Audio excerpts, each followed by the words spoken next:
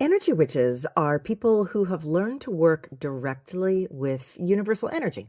You'll find them in the form of intuitive empaths, psychics, reiki, qigong practitioners, and even Flowdreamers. So let's explore how to awaken your inner energy witch and understand what makes the path of going direct to energy such a unique one. Flow dreaming, still kinda woo-woo, is just what it sounds like.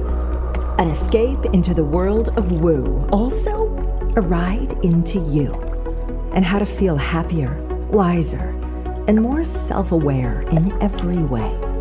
It's your ultimate journey into personal growth and inner power. We'll explore ideas like how your energy self influences the kinds of opportunities you encounter, or how your personal growth can drive your business growth. Or even how that feeling of being stuck is really always coming from something else. We just have to figure out what. That's right, we're a dash of woo-woo, a sprinkle of self-care, a heap of problem-solving and pattern-busting, and a giant cup of encouragement. We're going to relight so much passion, purpose, self-love, and confidence in you that you practically stagger. I'm Summer McStravick, your host, and welcome to Flow Dreaming, still kinda woo-woo. Hi friends, Summer here. It is lovely to be with you. I'm here with you because this idea has been rolling around in my head for a while. I've always looked at all of the different intuitive arts, the healing arts, the spirituality in general. And I've asked the question, why are some people attracted to astrology? Other people love numerology. Other people want to practice Reiki. Other people want to do past life regressions. Other people want to be mediums. Other people want to use oracle. There's such a huge amount of directions you can choose from in the ways that you connect with source energy or God energy, your higher power, with the other side, whatever you want to call it. So many different ways you can choose from.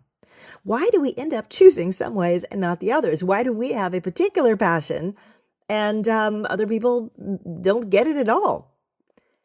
So I got to thinking, well, what would be mine? And many of you guys know the answer. It's flow dreaming, right? It is that manifestational practice that also allows for healing and intuitive awareness, all kind of rolled in one.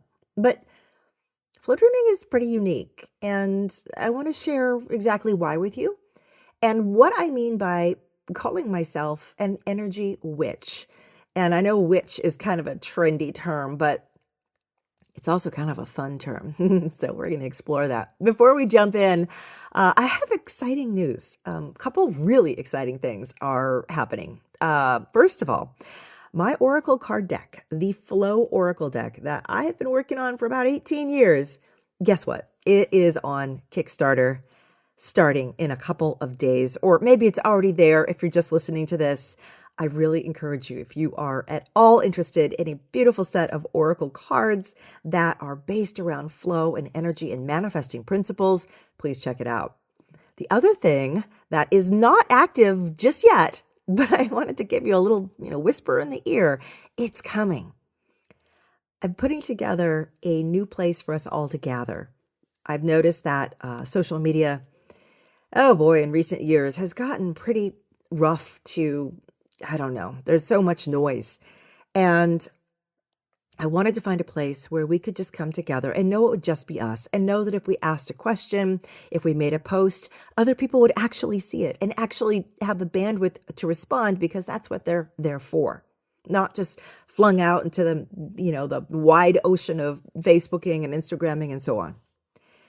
So very shortly, I am going to roll out a new group for us, a free group, a place where we just get together and talk about manifesting, talk about flow dreaming, talk about intuition, talk about you and what we're creating and what's working and what's not working. And I can jump in and answer questions, and you can answer each other's questions as well. So I've come up with a pretty cool name for it. I mean, it may still change. But you all are familiar with the Flow Dreaming Mastermind. I brought that out about a year or so ago, year and a half ago, maybe. Well, I wanted to kind of expand on it a little bit. It's been such a beautiful program that I thought, maybe it's time to take it new places. So we're going to be rebranding the name of it a teensy tiny bit. It's still the Flowdreaming Mastermind, but now I'm also calling it the Flowdreaming Mastermind Stardust Society. I love that word. Stardust Society, it just encompasses so much. This awareness that we have of being more than what we are, of knowing that our consciousness truly transcends realms, of knowing that we have a little bit of magic, a little bit of stardust in our fingertips as well.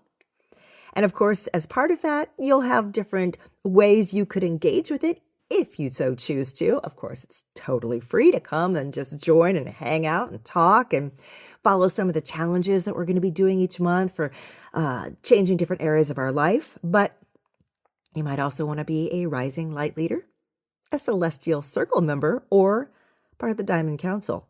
I love believe me, I sat thinking about these names for a couple of months until I settled and went, yeah, I can go forward with that. That feels really good. So anyway, it's on its way to you. This is just letting you know in advance something very cool is percolating and we'll be with you shortly. All right, let's return to this whole business about energy witches. So some of you know that I grew up in a very, very open-minded and historically intuitive family. The work that I do is similar and greatly overlaps the work that my mom does. We read people, we read situations, we read minds, consciousnesses, both living and non-living. She uses energy to what she calls throw mojos, which some of you today would recognize as a specific kind of light language, to move energy around. I move energy by going into an expanded state known as flow. However, my upbringing also exposed me to a lot of very interesting other modalities. My grandmother was a healing touch practitioner. We grew up literally my mom going to the same high school with Donna Eden and her family became very close with ours. It's just been a wild and interesting ride. When I was younger, my mom met a bunch of, let's just call them crones. They seemed like that when I was, 14, but if I think back, they're probably younger than me.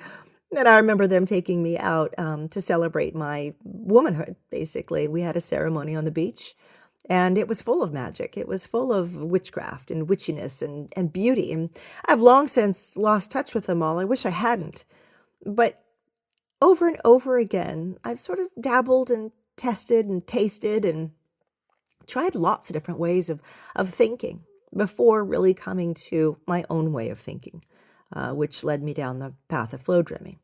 But this idea about witches and what they do, I mean, it's very cool. We've all seen the Netflix shows now and maybe even listened to some podcasts about it.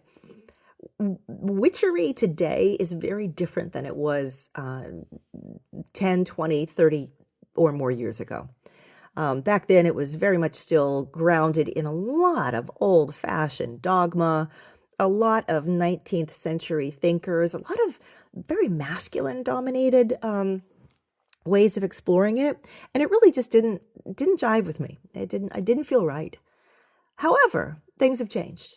And what we're recognizing more now is that this concept of being a witch, quote, quote, witch, really is a woman, typically, a man too, but often a woman, who is deeply in touch with her greater skills and abilities, greater in touch with her knowing than people who never paused to take a look.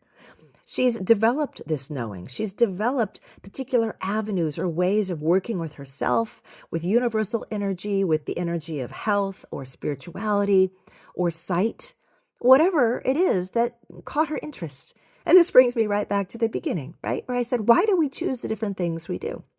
Well, people have been choosing like this for years and years and years, hundreds of years, perhaps thousands of years.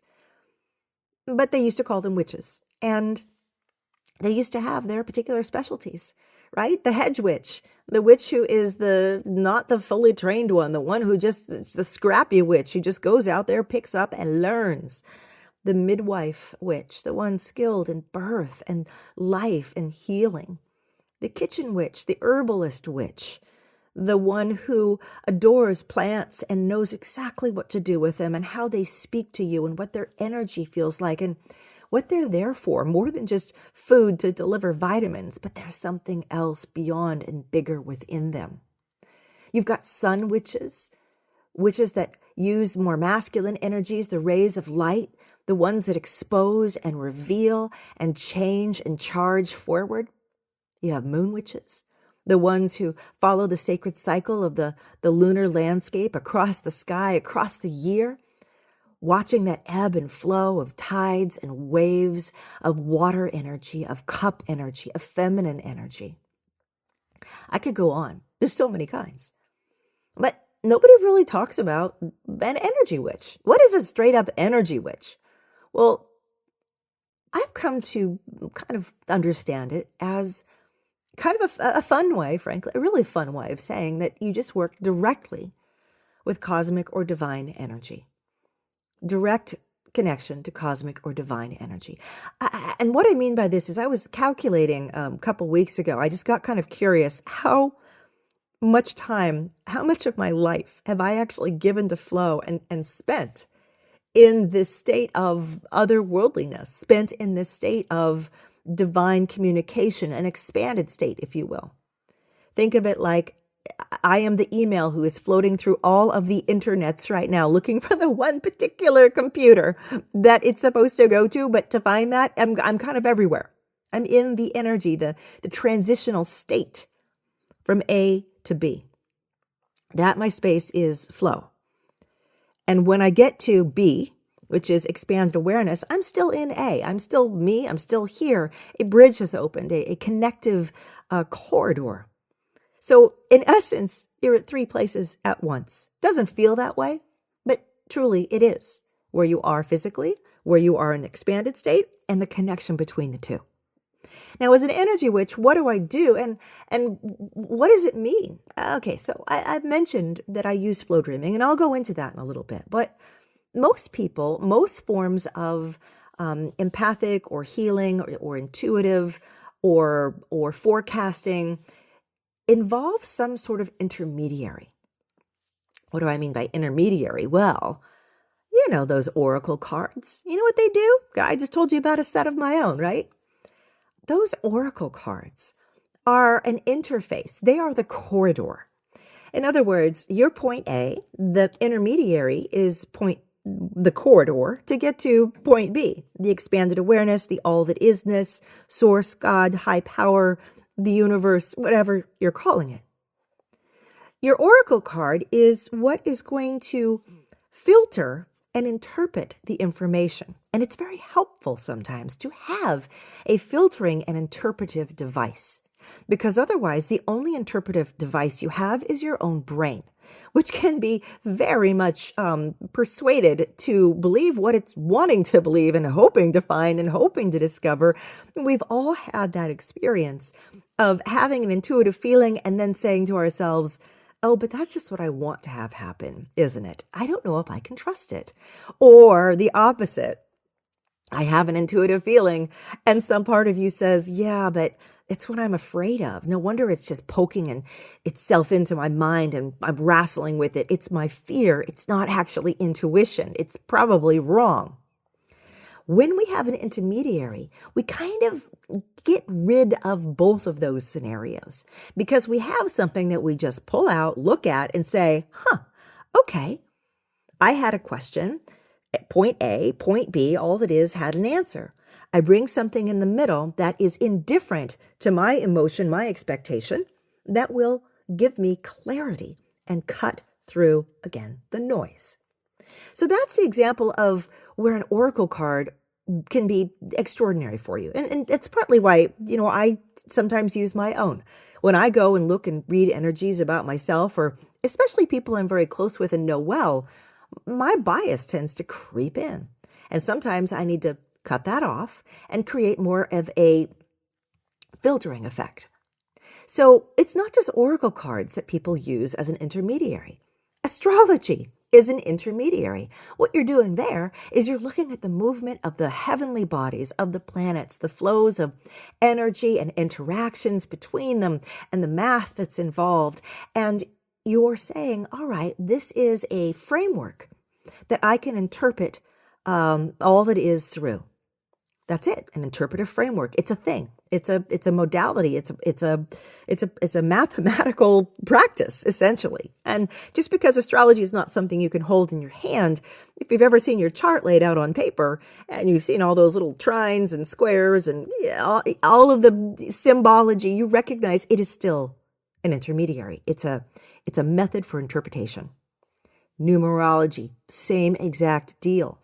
This is what numbers mean. This is what numbers mean in relation to me, etc., etc. Crystals. Let's shift gears a little bit, less predictive here and more going into the healing or energetic arts. Crystals are a perfect intermediary. Whenever we hold one, and you guys, my desk is overflowing with crystals at this point. I don't know, the last few years I've just been on a bender of collecting. I have so much. They surround me. They're like my little happy family. But they also help channel or divert or enhance or dull down different energies. And that's why we use them as an intermediary. Now, if you're a healer, you might be using crystals as part of your healing practice. If you are a Reiki healer, if you are someone who is not using any sort of physical intermediary, you're saying, I'm actually connecting and attuning to a certain energy. You now, my friend, are moving into the realm of being in the energy witch side of things. So you have to ask yourself, is the healing modality I use one that involves an intermediary or one that doesn't? If you think about other forms of healing, I mentioned herbalism, right, and natural health earlier. A person who says, I'm going to take this Damiana or this golden seal or this valerian root is recognizing that these plants are holding some sort of energy or powerful effect. And it could be phytochemical, an actual effect coming from the genetic makeup of the plant. It could be more than that, something imbued in the plant itself. That plant is your intermediary. Then you have a healer who simply says, I'm going to scan you, see you, read you, and fix you. I'm going to look at your meridians or your energy system, and we're going to make some corrections, right? The what do they call those? The medical intuitives, for instance. They would be more in the realm of the energy witch. So you're starting to see, you have things around you right now, I'm sure, that you love and you play with. Maybe you use sacred symbology, the Kabbalah. Maybe you have your beautiful garden. Maybe you have runes that you use. There's so many options. Those are physical intermediaries. The energy witch essentially doesn't need to use those. Or if she does, or they do, or he does, it's because they enjoy it. Because they want to create that little extra filter between them and what they're reading, seeing, using, understanding, or healing with. So here's another example. If you read the Akashic Records, if you're a person who goes and says, here's what I see, here's what I feel, you're going straight into energy. You're reaching into the grand library of all that is directly. If you're using some form of something or other to get you there, then you're using an intermediary. And not so much in the energy witch realm, you're in some other realm. It's some other name for yourself, whatever that may be. But that, my friends, is essentially the only real difference. Now, this year has been an interesting year for me personally, because after practicing flow dreaming and energetic work, meaning moving into this flow state, using this particular technique that I use to get there and to begin asking questions and seeing and feeling and co-creating and manifesting. After having done this for going on 25, we're heading on 25 years, I found myself more and more going into what I say, ground and down, up and out versus ground and down. And if you've been in my classes and courses, you've heard me perhaps say this. By the way, I do teach live workshops every month. You are so welcome. You're going to be part of the Rising Light Leaders when you are part of those live courses with me. And in every one of those courses or workshops, they get quite lengthy, like an hour and a half. They are super chill, often just really fun. Some people are still at work and they're just listening and enjoying. Other people like clear the space and do the rituals with us. But what I've been incorporating into those for the first time, really, ever in the last, 24 of 25 years, is more of this ritualistic energy. Recognizing that I've been teaching you all how to be energy witches for years and years and years and years. But there's something to be said for the beautiful balance of earth and air, right? Fire, water, earth, air. And I've been going more deep into that balance in my own self and in my own life, meaning I have been working much more in the realm of ritual, meaning ground and down. These are the physical things. These are like using the intermediaries, right? This is the physical stuff. We are physical beings. We're here in physical bodies. Thank God. I'm so grateful that I still have one. But as these physical beings, we often have a tendency, especially people like us, we're dreamers. We want to move into ascended places and higher ways of thinking and expanded abilities and realities, right? We have that yearning. We often say, when I return to source, as if when we do, we're going to become something much bigger and greater, right? There's this drive in us. We don't want to leave this earth. Don't get me wrong. But there's this desire to go bigger in this way and become, to rise up to, again, expanded consciousness, right? That's what we're after. So we typically have a tendency to get a little less grounded, if you will. And we look around at all of our very grounded friends. You know who they are. They're the ones who say, you believe all that crap? And you're like, yeah, but I still love you. I love you too. Right, but there are friends who don't do any of this. They don't care about it. They want to play pickleball and send holiday cards and go shopping and just do regular vacationing, do regular person stuff. I mean, we all do that too, but that's where their focus is. They're grounded and down, ground and down. They're involved with physical life and the physical earth and all the physical and material things around them, including relationships. However, we who tend to be more on the energy witch side, and I'm going to make that assumption right now, because if you've been listening to this show and it's been resonating with you, there's probably a big part of you that's like, yeah, that's kind of me. We have to remind ourselves to ground and down. Ground and down means picking up something physical, using some sort of physical ceremony or ritual. When you go to church, I don't know if you still do, many of us did, especially as children. And they say, open up the book of, the hymn book, and we're going to sing. That is a ritual. That is a traditional religious ritual. Song, the act of singing together, of creating a harmonic vibration of everyone's voice that merges together. That is, in essence, a ritual. The ritual of going and, the blood and the body of Christ, taking communion, that is a ritual. We are soaked in rituals in our religions. Similarly, we can be soaked in other kinds of rituals that simply remind us, I am of this earth. I utilize the earth energy. I am stuck to this earth with magnetic boots, and I'm going to acknowledge that. Because the more that I can feel myself pulled and stuck to this earth, think of it like this, the higher up I can allow that other part of me to go, because I don't get untethered. Imagine if you're a balloon and, somebody stuck one of those little party things at the bottom, those little party weights, the ones that come in the sparkly packaging, and it keeps the balloon sitting on the table instead of flying off. When you ground and down, when you practice some form of ritual, what you're actually doing is putting that little party balloon thing at the bottom, meaning your balloon can go up as high as you want now, depending on the strength of what's holding it down.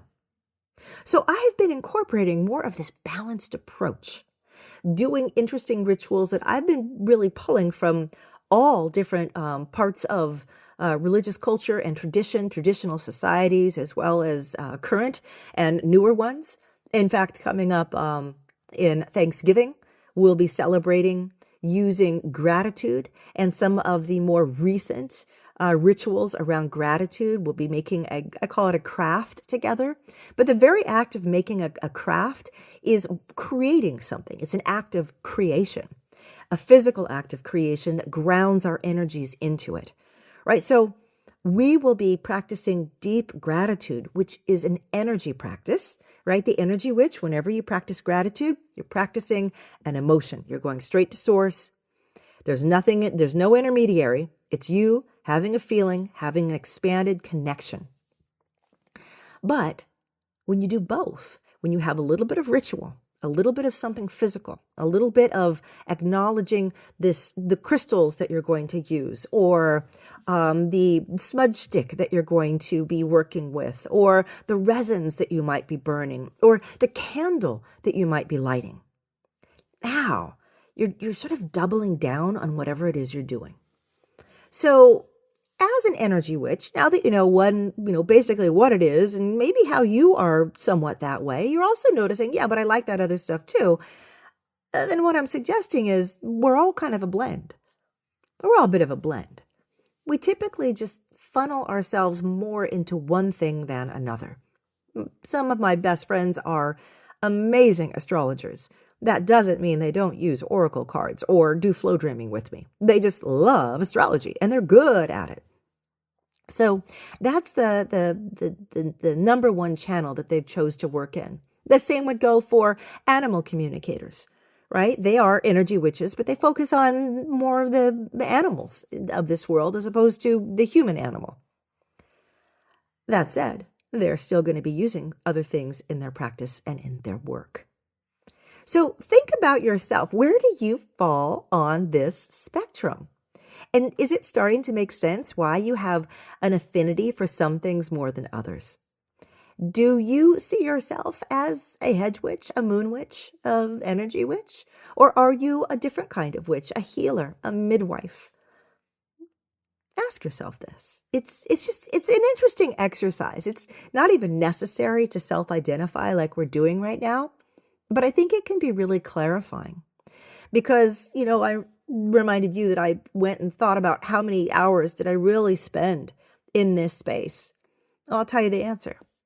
Over 8,000. Hey, 8,000 hours of my life. Either I have been in flow myself, doing my own practice, or I've been working with a client and been in flow with them. Or I've been recording, these flow dream audios and meditations for you and channeling and kind of receiving that divine information. 8,000 hours. Didn't someone say once, if you practice something for 10,000 hours, you become a true master? Well, I think I'm getting close. What's his name? Was that Malcolm Mick somebody? Anyway, I could be wrong. You guys can correct me. But I just thought you'd enjoy this perspective because, I've never really heard anybody else describe it like this and break it down for me. The fundamental difference between all of the passions and hobbies that we have and all the things that we use as we do them, our crystals and our cards and our pendulums and our dream catchers and all the things that we use, right? Versus those of us who just go plop right there. I'm in the energy. I'm working with the healing lines, etc. So there you have it. I hope that was an interesting peek or glimpse as you get to know more and more about this world. Never stop looking, seeking, growing. There's always more to learn. If anything, I've seen as I get older, there is always more. A lot of things start circling back around again. When you get to my age, we start seeing, oh yes, that's come back around. Oh, that's come back around. But that's not to say new things aren't still dropping in and new understandings. Think of it like an archaeological dig. You might be in the same hole, but every layer is going to yield new answers, new treasures, new discoveries. So I welcome you again to this show, to podcasting with Flowdreaming, and of course to go to flowdreaming.com anytime you want. Pick up any of the flow dreams there. When I say you are working direct with energy, even though you may be using a flow dream meditation, yes, that is technically an intermediary. It is the same as if you're using a guided meditation, right? It's sort of a little extra help to get you into that pure energy space. And that's fine too. I mean, that's how it works. I mean, that's perfect. So you have over 400 different kinds of flow dreams now to choose from on all different things to create, sculpt, move, change in your life. So do check it out. And also a quick reminder, thank you guys again for listening to me as I talk to you about Kickstarter. I'm pretty darn excited. That should be up and going right within a few days, if not already. And again, Stardust Society also very much on its way. All right, lots of love to you all. I'll see you all next time for another episode of Flowdreaming. A quick note for newcomers. Flowdreaming is both an energy practice and a way of seeing the world. It teaches you how to manifest, heal, and use your emotions to create a sublime life.